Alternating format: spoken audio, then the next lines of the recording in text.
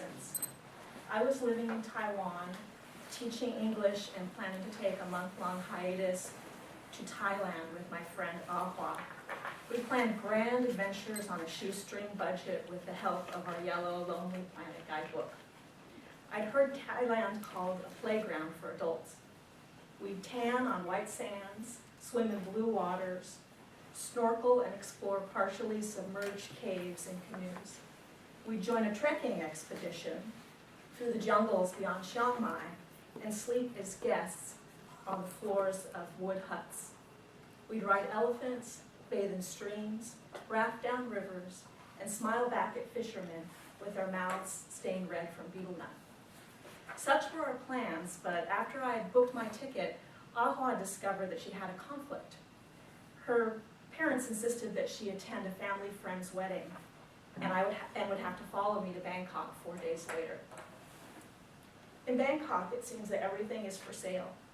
The sex tourism is not hidden. The diaspora of girls displaced from the northern countryside to work as prostitutes in massage parlors, go-go bars, and other such establishments spill out on the streets to entice customers. Their sad eyes belie their aggressive calls. The guest houses and cafes display signs admonishing customers not to give money to child beggars. Children are trafficked from Cambodia, Laos, and Burma to work the streets of Bangkok to support gangs begging from tourists or worse. Be good, a good world citizen. Don't give money to child beggars. I thought of similar warnings not to feed the animals posted at zoos. After a day of touring the Grand Palace, I ate dinner alone in my guest house on Khao San Road. It was there that I first met Ai and Arun.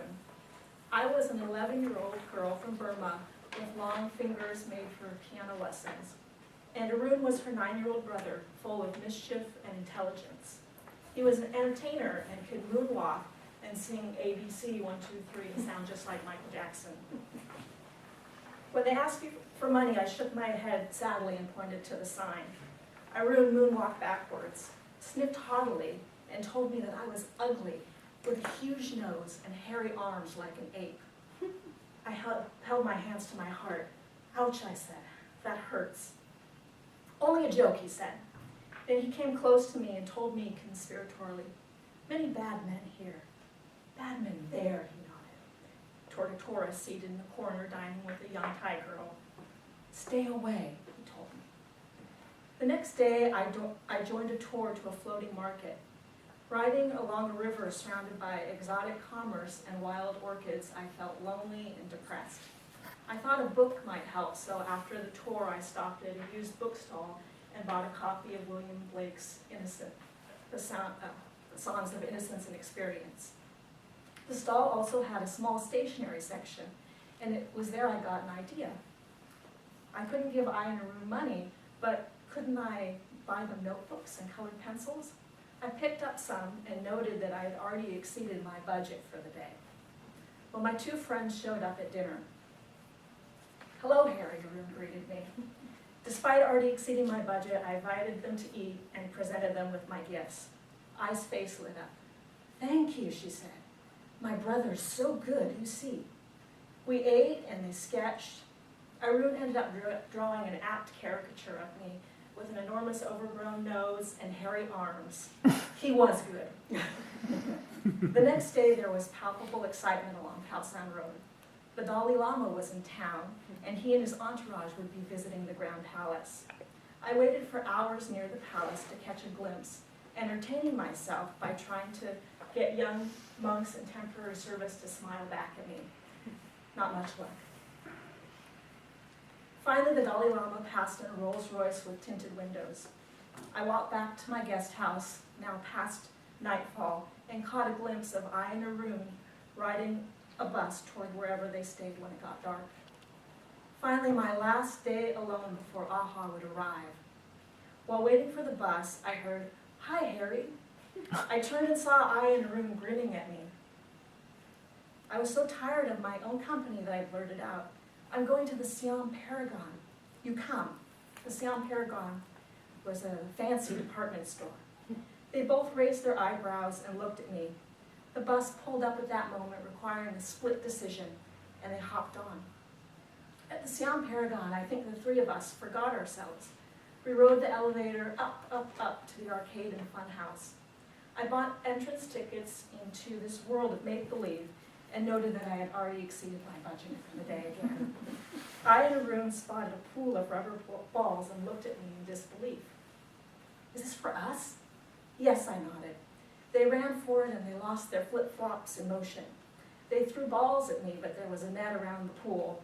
The balls bounced back and went ping, ping, ping off of Arun's head. Next, they were running for the arcade. I followed to find them watching a teenager playing on the Dragon Master pinball machine. I saw they were satisfied just to watch, but I slipped away to buy tokens. When the teenager's game was finished, I put a token in. I and Arun became Dragon Masters for an hour. The kids explored all the childhood joys that the funhouse and arcade had to offer until they were exhausted.